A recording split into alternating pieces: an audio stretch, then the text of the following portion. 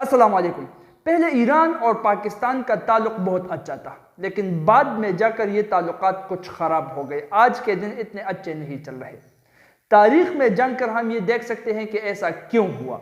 तो देखो, आज इसी ताल्लुक को, इसी रिलेशनशिप को जान लेते हैं। सबसे पहले ईरान का तो पाकिस्तान के साथ इतना अच्छा ताल्लुक था कि सबसे पहले पाकिस्तान को तस्लीम करने वालों में से ईरान भी था। ईरान भी सबसे पहले पाकिस्तान को तस्लीम कर चुका था जब पाकिस्तान मारज़ वजूद में आ गया। और यही नहीं, 1965 की जंग में जब भारत ने बिना बताए प्लान किए हमला कर दिया पाकिस्तान के ऊपर चोरों की तरह, तो उस वक्त भी पाकिस्तान का मदद 1965 में ईरान ने किया था। तो ईरान का पाकिस्तान के साथ बहुत अच्छा ताल्लुक था। अब बिगड़ क्यों गया, कहानी को समझो। देखो, ईरान में एक कंपनी थी, वो कंपनी का नाम था एंग्लो ऑयल कंपनी, और ये कंपनी ब्रिटिश की कंपनी थी, अंग्रेजों की कंपनी थी। ये कंपनी जो थी, ये तेल तो ईरान से निकाल रही थी, मतलब ऑयल ऑफ ईरान, ईरान का तेल था, और इसी तेल को वो ले जाकर बरतानिया में, ब्रिटिश में यूज करती थी। वहां पर रिफाइन भी करती थी और यूज भी करती थी। अब इसी एंग्लो ऑयल कंपनी को देखो, इस वक्त ईरान में जमहूरियत, डेमोक्रेसी और शहंशाहियत दोनों चल रहे थे पैरेलल में, जिस तरह के ब्रिटेन में होता था। उस वक्त ईरान का प्राइम मिनिस्टर, डेमोक्रेसी थोड़ी सी स्ट्रांग हो गई थी, तो ईरान का जो प्राइम मिनिस्टर था उसका नाम था मोहम्मद सोदिक। अब मोहम्मद सोदिक ने क्या किया, उसने सोचा कि यार ये एंग्लो ऑयल कंपनी जो है, ये तेल ईरान का है, ये जखीरा ईरान का है, ये पैसे ईरान पर खर्च हो सकते हैं और ईरान एक तरक्की याफ्ता मुल्क बन सकता है। ये अंग्रेज बुद्धू हमसे ले जाकर वहां पर क्यों इस्तेमाल कर रहे हैं इसको, ये इनके इख्तियार से लेकर अपने इख्तियार में ले आना चाहिए, अपने तेल को खुद इस्तेमाल करना चाहिए। मोहम्मद सोदिक ने यह सोचा।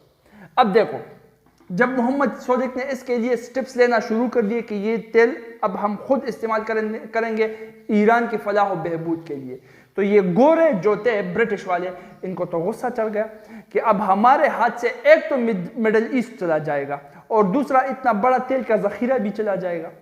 तो बरतानिया ने क्या किया, ब्रिटिश ने क्या किया, ब्रिटिश सीधा चला गया अपने पापा अमेरिका के पास। अब ये ब्रिटिश अमेरिका को बोला कि आपने सोदिक को हटाना है ईरान में से। अगर सोदिक को तुमने नहीं हटाया तो मैं जाकर तुम्हारे दुश्मन रशिया के साथ मिल जाऊंगा। तो ब्रिटिश ने अमेरिका को धमकी लगाई। अब अमेरिका ने उसको कहा कि थोड़ा हौसला करो, मैं कुछ करता हूं। अमेरिका ने क्या किया, अब देखो, सबसे हरामी तो है ही ये अमेरिका वाले। तो अमेरिका ने जाकर उसी ईरान के अंदर एक डिक्टेटर था, डिक्टेटर का नाम था रजा पहलवी। इसी रजा पहलवी की मदद की, उसको हेल्प आउट किया, और उसी रजा पहलवी को बोल दिया कि अपने मुल्क के अंदर जो प्राइम मिनिस्टर तुम्हारा है मोहम्मद सोदिक, इसको हटाना है। अब यूएसए तो हर जगह पर यही रिजीम चेंज करता आया है, जहां पर इसको अपना फायदा दिखा है, हर मुल्क में इसने यही कांड किया है। तो रजा पहलवी को हेल्प आउट करके इसने खड़ा कर दिया मोहम्मद सोदिक के खिलाफ ईरान के अंदर, और इसी तरह से मोहम्मद सोदिक को किक आउट किया रजा पहलवी ने, और रजा पहलवी खुद प्राइम मिनिस्टर वहां का बन गया। डिक्टेटर था, डिक्टेटरशिप था वहां पर, बस डिक्टेटरशिप आ गया। अब ये रजा पहलवी बहुत ही लिबरल किस्म का आदमी था, मतलब बोले एथियस्ट माइंड का एक किस्म का एक बंदा था। अब इसने क्या किया, ईरान के अंदर, अब ये प्रो अमेरिकन तो था ना, अमेरिका का बच्चा तो ये था रजा पहलवी, प्रो अमेरिका था, मतलब अमेरिका का यार था। अमेरिका का जो यार है गद्दार है, ये अमेरिका का यार था। अब अमेरिका का चूंकि ये यार था, तो अमेरिका से डॉलर्स, अच्छे अच्छे फैसिलिटीज, सब कुछ अमेरिका की तरफ से मिलने लगे इसको। अपने मुल्क के अंदर इंफ्रास्ट्रक्चर बनाना इसने शुरू कर दिए, पैसों को एजुकेशन के ऊपर लगाया, को एजुकेशन स्टार्ट कर दिया, सिनेमा घर खोल दिए, लड़कियों को आज़ादी दिला दी कि तुम मतलब खुला घूम सकते हो विदाउट पर्दा। मतलब जितने लिबरल थॉट्स थे सबको एक्चुअल प्रैक्टिस में ये ला चुका था ये रजा पहलवी। और इसी को हम कहते हैं तारीख में white revolution in Iran. Iran में सफ़ेद इनकलाब, वाइट रिवॉल्यूशन रजा पहलवी ने स्टार्ट किया था, याद रखना। इसमें सारा का सारा लिबरलिज्म का आइडिया पड़ा हुआ है वाइट रिवॉल्यूशन के अंदर। अब देखो, इसी वक्त, इसी दौरान जब ईरान के अंदर वाइट रिवॉल्यूशन चल रहा था, पाकिस्तान के अंदर भी ग्रीन रिवॉल्यूशन चल रहा था। पाकिस्तान के अंदर उस वक्त के सदर का नाम था अयूब, ये भी एक फौजी जर्नल था। अब देखो, ये भी फौजी जर्नल, ये भी फौजी जर्नल, ये भी प्रो अमेरिकन था और अयूब भी प्रो अमेरिकन था। अमेरिका रजा पहलवी को भी मदद कर रहा था, अमेरिका अयूब का भी मदद कर रहा था। अयूब भी कुछ ना कुछ लिबरल किस्म का आदमी था। तो चूंकि रजा पहलवी और अयूब एक जैसे माइंडसेट के लोग थे और हमको पता है दुनिया का उसूल ही यही है, बल्कि केमिस्ट्री में भी हमको सिखाया जाता था कि like dissolves like, polar polar में और नॉन पोलर में हल हो सकता है। तो चूंकि ये दोनों एक ही किस्म के माइंडसेट के आदमी थे, एक पाकिस्तान का एक ईरान था, तो पाकिस्तान और ईरान एक अच्छे दोस्त बन गए इसी तरह से, ठीक है, बहुत बेहतरीन दोस्त बन गए। अब देखो ये रजा पहलवी का आप कॉन्फिडेंस देखो, इसने शाह फैसल को जो उस वक्त सऊदी अरेबिया का शहंशाह था उसको भी खत लिखा कि देखो दुनिया बदल चुकी है, मॉडर्न बन जाओ, लिबरल मतलब बन जाओ, सिनेमा घर खोलो, अपने मुल्क के अंदर लड़कियों को आज़ादी दो कि खुले विदाउट पर्दा घूमे, शराब खाने खोल दो, को एजुकेशन को अमल में लाओ। तो शाह फैसल ने इसको बहुत अच्छा जवाब दिया था। शाह फैसल ने रजा पहलवी को बोला कि आपकी बात की तो मैं कदर करता हूं, लेकिन याद रखना तुम जो ईरान में कर रहे हो, ये बात याद रखना, ईरान के अंदर तुम्हारी आबादी 90% मुस्लिम है। वार्निंग दे दी, बाद में वही हुआ। देखो अब यही चीज रजा पहलवी के खिलाफ एक बंदा, एक मर्द मुजाहिद खड़ा हो गया, नाम उसका था आयतुल्लाह रूहुल्लाह खोमेनी, जिसको तारीख में हम खोमेनी के नाम से, इमाम खोमेनी के नाम से जानते हैं। अब खोमेनी खड़ा हो गया ईरान के अंदर रजा पहलवी के खिलाफ के लिबरलिज्म को हम नहीं मानेंगे, इस्लाम के उसूलों के खिलाफ है, हम दीन को ईरान के अंदर कायम करेंगे, ये एक मुस्लिम कंट्री है, खोमेनी ने बोला। अब रजा पहलवी ने क्या किया, सबसे पहले तो इसने खोमेनी को पकड़कर जेल में डाल दिया। अब जेल में ये मामला खत्म होने वाला नहीं था, क्योंकि ज्यादातर आबादी चूंकि मुसलमान थी, शाह फैसल ने आगाह भी किया था रजा पहलवी को, वही हुआ, मुसलमान सारे के सारे बाहर आ गए और खोमेनी को सपोर्ट करने लगे।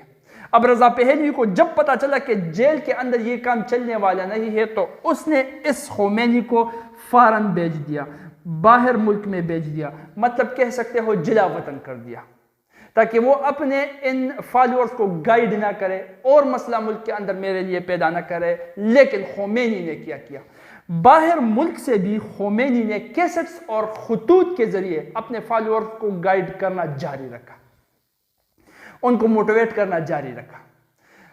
तो जब रजा पहलवी को पता लग गया कि अब ये मामला थमने वाला नहीं है, इसको मैं दफा नहीं कर सकता, तो दफा करने के लिए रजा पहलवी ने क्या किया, इसी वक्त रजा पहलवी ने मार्शल लॉ लगाने की कोशिश की। मार्शल लॉ, अब मार्शल लॉ लगाने की जो कोशिश इसने की, मार्शल लॉ लगाने की कोशिश, तो खोमेनी का असर इतना बढ़ गया था वहां पर, क्योंकि ज्यादातर लोग मुसलमान थे, ईमान इस्लाम एज अ दीन तो वो चाहते थे, वहां पर दीन के सिस्टम को कायम रखना चाहते थे।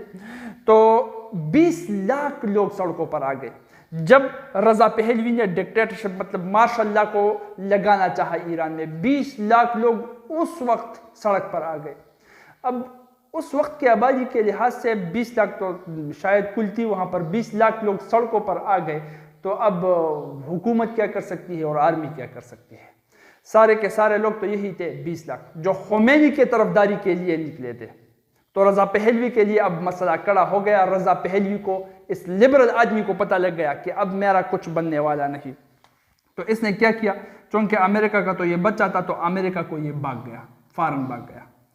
अब तारीख में तो ये क्लियर नहीं है, लेकिन ये जरूर क्लियर है कि रजा पहलवी का लाश जो था, उसकी लाश जो थी वो कचरे के ढेर में से मिली थी। कैसे मारा, किसने मारा, वल्लाहुल आलम, लेकिन कचरे के ढेर में से इसकी लाश मिली थी। अब ऐसे कांड करोगे तो नताइज तो यही होंगे। अब जब खोमेनी आ गया, तो खोमेनी तो बिल्कुल अमेरिका के खिलाफ था, मतलब अमेरिका चूंकि रजा पहलवी को सपोर्ट कर रहा था और रजा पहलवी और खोमेनी दुश्मन थे, तो खोमेनी अमेरिका का दुश्मन बन गया। अमेरिका जो लिबरलिज्म लाना चाहता था ईरान के अंदर, उसके खिलाफ खोमेनी खड़ा हो गया था। तो इस वक्त ईरान और अमेरिका अब दुश्मन बन गए। जो ईरान प्रो अमेरिकन था अब तक अब एंटी अमेरिकन बन गया। और जब ईरान एंटी अमेरिकन बन गया, तो उस वक्त एक सुपर पावर थी इस दुनिया में जो अमेरिका के बिल्कुल खिलाफ थी, मतलब एंटी अमेरिकन थी, और वो सुपर पावर थी रशिया। तो इसलिए ये ईरान चूंकि अमेरिका के खिलाफ बन गया तो जाकर रशिया में वो रशिया का एलाय बन गया, रशिया का दोस्त बन गया, अमेरिका के खिलाफ रशिया के साथ खड़ा हो गया। अब ये एक ब्लैक सा बन गया। देखो ये रशिया जो था इसका सबसे बेहतरीन दोस्त इंडिया था, तो ये एक किस्म का ब्लैक बन गया। इंडिया, रशिया और ईरान ये तीनों दोस्त बन गए। अब अमेरिका ने क्या चाल चला, क्योंकि ईरान के अंदर अब ज्यादातर आबादी शिया थी, तो अमेरिका के जो थिंक टैंक्स थे उन्होंने अपने दिमाग लगाना शुरू कर दिया कि मुसलमानों के अंदर तो यही एक ही कमजोरी है जिसको पकड़ना है, और वो है सेक्टेरियनिज्म, फिरकवारियत। अब इन्हीं मुसलमानों के दरमियान शिया सुन्नी के स्प्लिट का फायदा उठाओ। तो सुन्नी ज्यादातर आबादी उस वक्त अरब मुल्क में जो अब भी है वो सऊदी अरेबिया है, इसलिए अमेरिका जाकर सऊदी अरब का एलाय बन गया, उसका अच्छा दोस्त बन गया, इसको पैसे देने लगा और उल्टा ईरान पर सैंक्शंस, पाबंदियां लगाना शुरू कर दी। और सऊदी अरेबिया को ये लॉरेंस ऑफ अरेबिया की कहानी आपने सुनी होगी, किस तरह सऊदी अरब को तुर्की के खिलाफ कर दिया अमेरिका ने और खिलाफत उस्मानिया टूट गई। उसी तरह से सऊदी अरब को ये अमेरिका फिर मोटिवेट करने लगा कि तुम सुन्नी हो, वो शिया है, तुम्हारा दुश्मन है, ये है वो है, उसके खिलाफ जाओ, हमारी मदद करो। मतलब ईरान पर वो जितना बमबारी कर सकता था अमेरिका, सऊदी अरब के थ्रू वो करने लगा। अब सऊदी अरब अमेरिका का दोस्त बन गया। अब पाकिस्तान ने सोचा यहाँ पर कि ईरान तो रशिया का दोस्त है, लेकिन रशिया इंडिया का दोस्त है, ब्लैक है। अब इंडिया, रशिया और ईरान।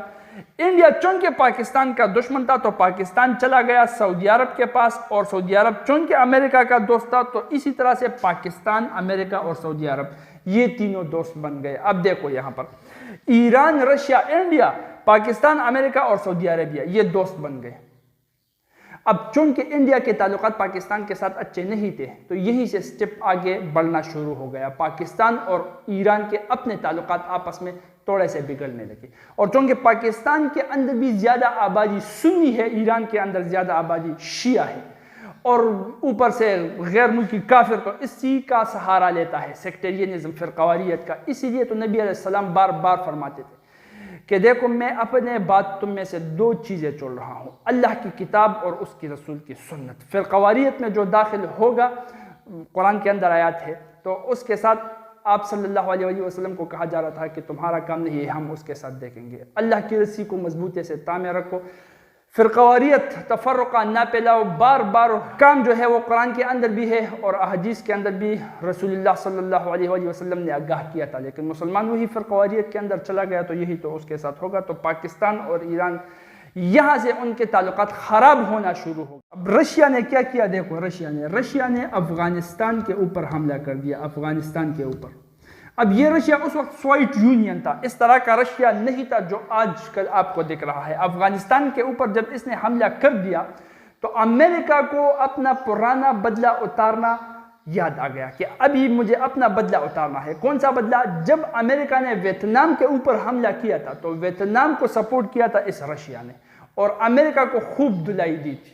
तो अमेरिका को तो वो याद आ गया कि अब बदला उतारने का वक्त आ गया है, रशिया से हम बदला लेंगे। तो अफगानिस्तान को सपोर्ट किया अमेरिका ने, ताज यहाँ पर पाकिस्तान के डॉलर्स, वेपन्स खुद के और आर्मी अफगानिस्तान की यूज की, और इसी तरह से अफगानिस्तान के अंदर रशिया को, सोवियत यूनियन को शिकस्त हो गई अफगानिस्तान के अंदर।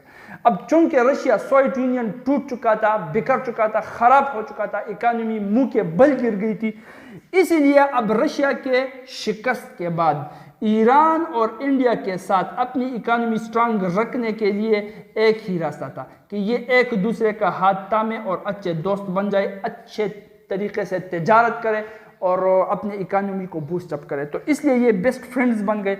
जब इंडिया और ईरान बेस्ट फ्रेंड्स बन गए, जाहिर सी बात है इंडिया पाकिस्तान का दुश्मन था तो पाकिस्तान और ईरान के हालात, उनके ताल्लुकात और भी अपने बीच खराब हो गए।